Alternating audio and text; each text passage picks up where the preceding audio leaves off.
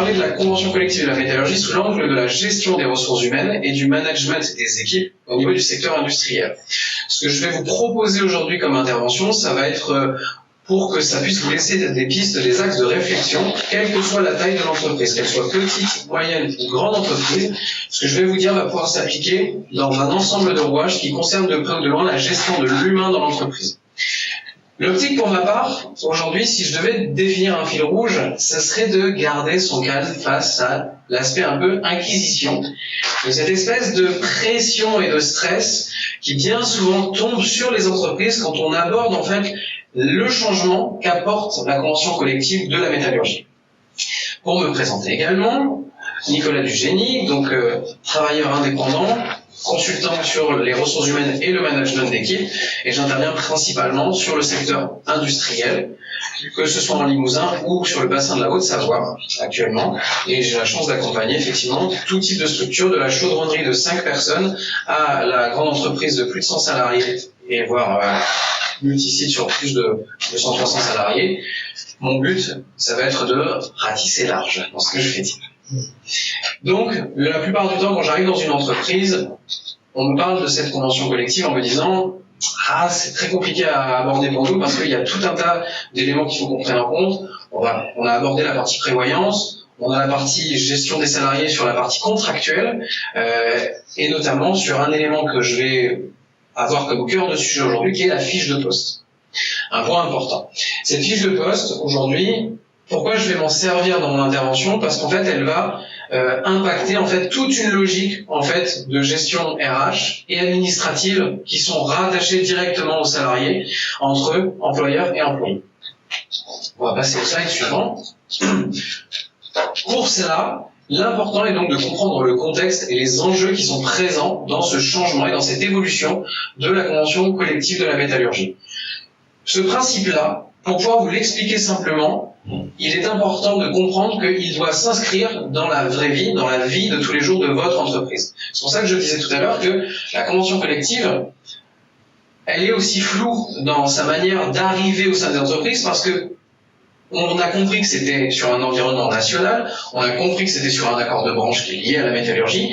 Néanmoins, d'une petite entreprise à une grosse entreprise, le rapport à ce changement n'est pas le même. Donc je vous ai répertorié ça et là un ensemble de sujets, de questions, de remarques que les équipes RH dans les grandes structures ou les moyennes entreprises, les petites structures où c'est le dirigeant ou la secrétaire de direction qui va généralement gérer cette partie un peu plus bureaucrate RH, m'abordent généralement à chaque fois quand on est en train de se rencontrer.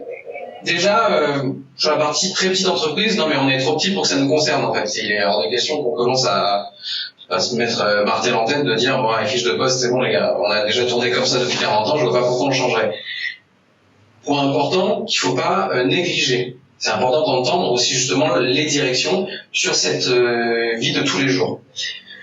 Ah ben c'est déjà pas assez compliqué comme ça, tiens, il va falloir qu'on s'en rajoute une couche.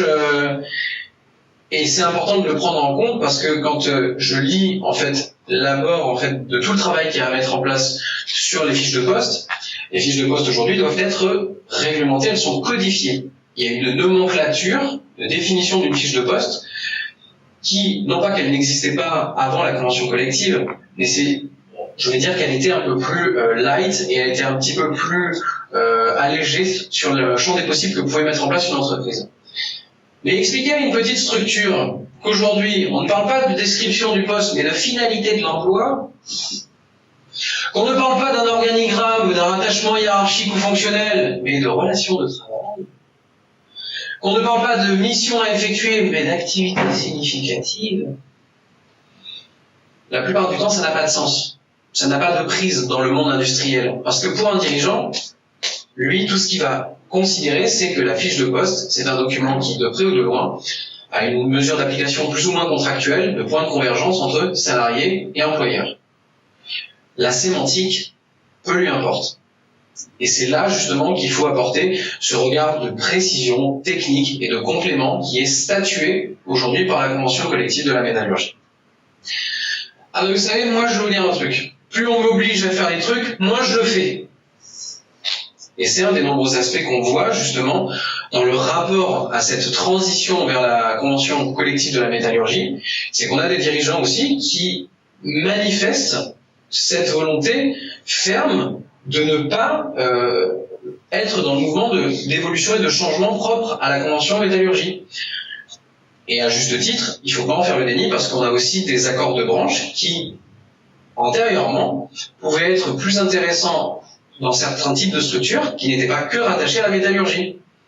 Avec cette forme de branche nationale, on a aussi des entreprises qui vont se confronter à des pertes d'avantages qu'elles avaient, liées à leur ancienneté, liées à des accords de branche, mais qui n'étaient pas rattachés que à la métallurgie. C'est un environnement que j'ai eu l'occasion de voir, notamment avec les entreprises du TP, notamment.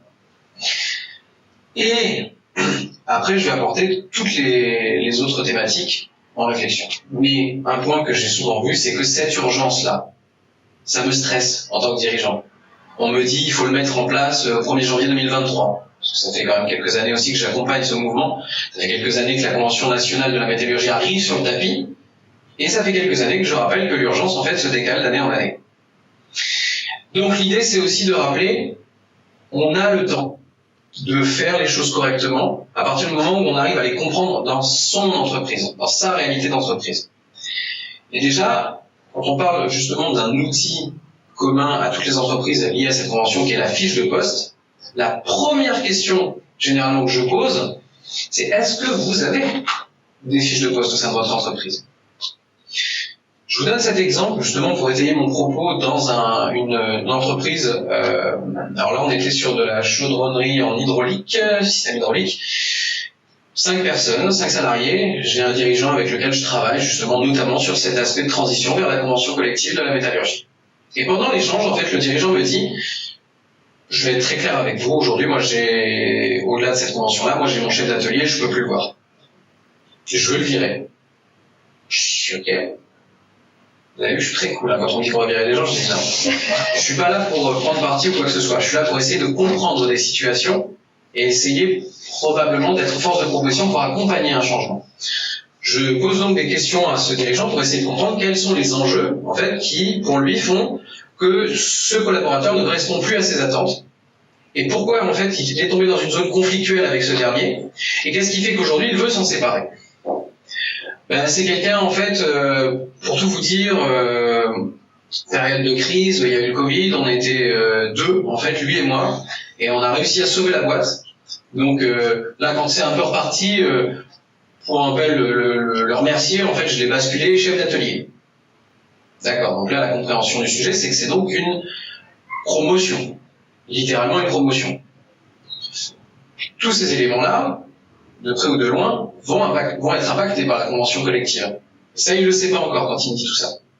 Il me dit, oui, alors, je n'arrive pas, pour moi, à faire en sorte qu'il soit impliqué dans ce que j'attends de lui. Maintenant, on a des équipes à gérer. Moi, il faut que je gère les clients. Il faut que je sois à l'atelier. J'ai pas l'impression qu'ils comprennent toute l'implication que ça représente. Et je lui pose la question, en lien avec la convention collective, je lui dis, est-ce que, au sein de votre entreprise, vous avez établi une fiche de poste avec ce salarié ? Il me dit, bah non, pourquoi faire ? Et c'est là où on va apporter le complément, justement, de l'explication, et on participe, justement, à cette transition, à ce virage de la convention collective de la métallurgie, c'est de rappeler qu'on n'est pas là pour faire des outils bureaucrates. On n'est pas là juste pour dire, on se met en règle juridiquement, ça va dans le tiroir et terminé. C'est qu'on se sert de la convention collective de la métallurgie pour faire des leviers de gestion qui vont permettre de recadrer des points de convergence et de structurer, je dirais, des dynamiques de travail beaucoup plus saines. Comme je l'explique à ce dirigeant, pour vous, avoir un chef d'atelier, c'est avoir un bras droit.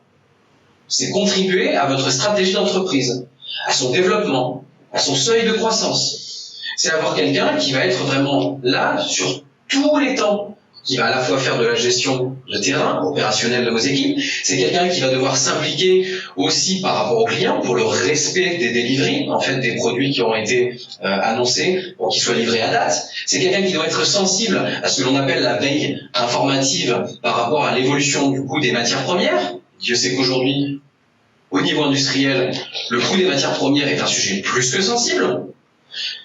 Ça, c'est tout ce que vous percevez en tant que dirigeant. Mais pour lui, dans la mesure où il n'y a pas de points de convergence qui ont été statués par le biais d'une fiche de poste, dans sa tête à lui, il a eu une promotion. Et c'est justement là où la fiche de poste va être, à mon sens, un levier de gestion RH, d'accompagnement, dans laquelle on va pouvoir s'inscrire dans ce virage de la convention collective. Le but est, la plupart du temps, dans ce genre de contexte, de construire en fait une définition plus précise des postes pour éviter déjà cette zone conflictuelle. Comme je l'explique aux dirigeants, vous pouvez vous en séparer. Vous avez le droit, le plus légitime.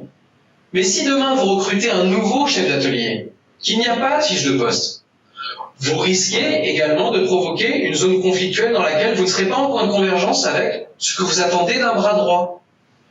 L'idée dans cette construction, c'est aussi de construire, comme je le disais, des dynamiques de travail communes.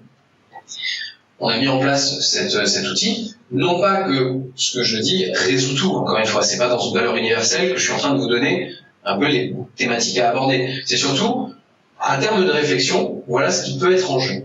Une fois qu'on a établi justement cette définition du poste, il va y avoir tout un travail de ce que l'on appelle la classification et donc la pesée du poste. Aujourd'hui, j'attends quoi d'un chef d'atelier? Aujourd'hui, j'attends quoi d'un directeur de production, d'un chef d'équipe? Et je vais rajouter autant de missions, autant d'activités significatives, je vais rajouter autant de missions qu'il y a en fait d'attentes par rapport à mon contexte d'entreprise. En faire le listing pour en faire la description, c'est bien. Et dans un deuxième temps, il va y avoir le fait, au regard de la convention collective, la classification et la pesée du poste par rapport à l'ensemble des missions que nous avons définies. C'est pour cela que j'arrive en introduction en vous disant, on va se détendre et on va garder son calme par rapport à l'aspect urgence de la convention collective, parce qu'en fait, cette thématique est tellement dense qu'on est obligé de prendre son temps et de l'échelonner.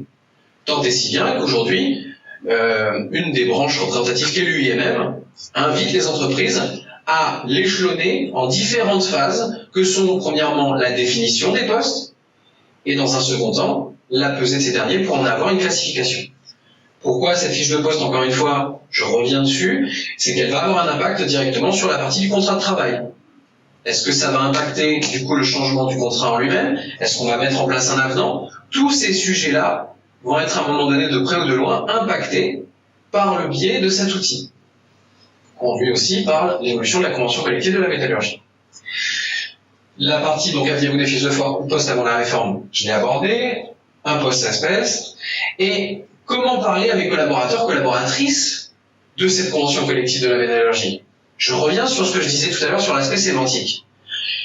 L'idée n'est pas de recevoir, peu importe la taille de l'entreprise, l'idée n'est pas de recevoir les collaborateurs pour dire « alors maintenant, je t'explique, aujourd'hui on ne parle plus encore une fois de description de ton poste, mais de finalité de ton emploi. On ne parle plus de ton échelon, on ne parle plus de ton niveau, on parle de ta catégorie. » L'idée, c'est de faire en sorte que ce soit comestible pour les salariés. Et ça, c'est un autre travail qui doit se faire dans une autre phase. Parce que, déjà, côté équipe, gestion RH, on a besoin de nous d'assimiler l'ensemble des changements avant de pouvoir être amené à communiquer dessus. Donc c'est pour ça que j'invite toujours mes clients, que ce soit peu importe la taille de l'entreprise, à comprendre qu'on doit s'octroyer le temps de faire évoluer l'entreprise vers la convention collective de la métallurgie. Pourquoi je parlais d'inquisition tout à l'heure? C'est parce qu'encore une fois, les entités qui sont porteurs en fait de ce projet-là ne sont pas là pour taper sur les doigts des entreprises. La plupart sont de réels partenaires. La plupart d'entre elles. Je peux aussi parler, entre parenthèses sur ce point-là, de l'UIMM, parce que je sais que, en tant que porteurs et représentants beaucoup de cette convention collective, ils ont la possibilité aussi de donner accès à bon nombre d'informations, et même si on n'est pas cotisant auprès de cette antenne de l'UIMM, vous avez la possibilité en fait d'aller sur des sites l'industrie recrute, dans lesquels ils ont toute une définition de fiches de poste, qui en parallèle peut être complétée par des liens associés avec l'observatoire de la métallurgie, qui est le plus souvent porté par des OPCO, qui permettent justement d'avoir ce complément par rapport à des postes qui sont singuliers dans vos entreprises. On a toujours l'impression, ah tiens, ce poste-là, je l'ai jamais vu ailleurs. On a toujours des équivalences qui sont déterminées justement sur ce site qui pour moi est une véritable bibliothèque et qui, je vous invite à y aller quand vous le souhaitez. Et enfin, la question la plus importante aussi, est-ce que c'est vraiment une bonne chose de parler de la convention collective de la métallurgie dans le contexte de nos entreprises? bien entendu que on n'est pas là pour rappeler que cette convention doit faire l'unanimité. Cette convention, elle provoque de près ou de loin du changement. Et ce changement pour les salariés, ce changement pour les équipes de direction, il peut être dur à vivre, il peut être radicalement perturbant. Et c'est pour ça qu'il est important, au travers d'un outil, de comprendre tout ce que l'on peut y intégrer. Pour ma part, comme je le disais, la fiche de poste, c'est un outil, c'est pas une fin en soi. Ça n'a pas de valeur contractuelle, mais ça peut en avoir certains codes. C'est un point qui doit être plus un point de convergence d'une construction commune entre employeurs et employés, dans laquelle après on va pouvoir intégrer au fur et à mesure du temps différentes thématiques que sont l'entretien professionnel obligatoire, qui va pouvoir prendre référence sur la fiche de poste, et l'entretien annuel d'évaluation dans certains cas. On va passer au slide suivant. Et donc là, je vais aller vite. Le changement pour organiser ces stratégies d'entreprise, pourquoi je vais aller vite? Parce que je vous l'ai déjà abordé juste avant. C'est que le changement, ça s'apprend. C'est pas intuitif. Et c'est là aussi où tout est l'enjeu de mon travail, notamment avec les entreprises, c'est de rappeler qu'on doit planifier les axes de transition de sa structure dans l'application de cette nouvelle convention collective. On a le temps de faire en plusieurs phases. La définition des outils laisse la possibilité d'effectuer la pesée des postes dans un second temps. C'est notamment la deuxième phase dont je vous parlais. Il y a d'autres leviers RH dans la gestion des carrières qui peuvent être abordés dans cette transition. On n'est pas obligé à chaque fois de faire des fiches de poste quand on veut faire quelque chose à un salarié dans une entreprise. On a d'autres outils RH à notre disposition, la feuille de route, ou ce qu'on appelle la fiche de mission.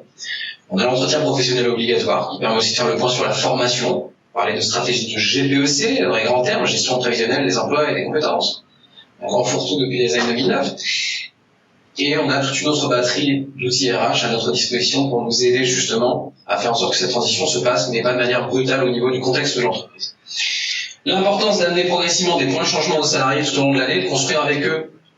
Plus on communique avec des infographies, des manières de communiquer, on peut faire passer des vidéos aussi gouvernementales qui vulgarisent aussi le contexte de la convention collective de la métallurgie.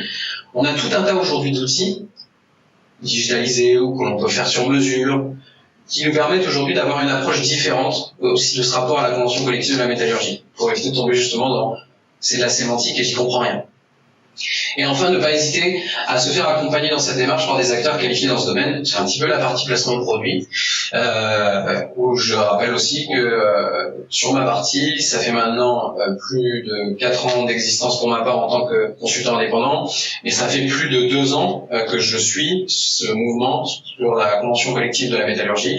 Ça fait plus de 10 ans qu'on en parle, mais ça fait plus de 2 ans en tout cas que moi j'accompagne des structures justement à ce changement, à ce mouvement, et aujourd'hui je peux apporter un peu plus d'expertise terrain justement sur ces logiques d'entreprise pour amener ce changement de la manière la plus paisible qui soit. Et on va passer au dernier slide. Je vous remercie pour votre attention.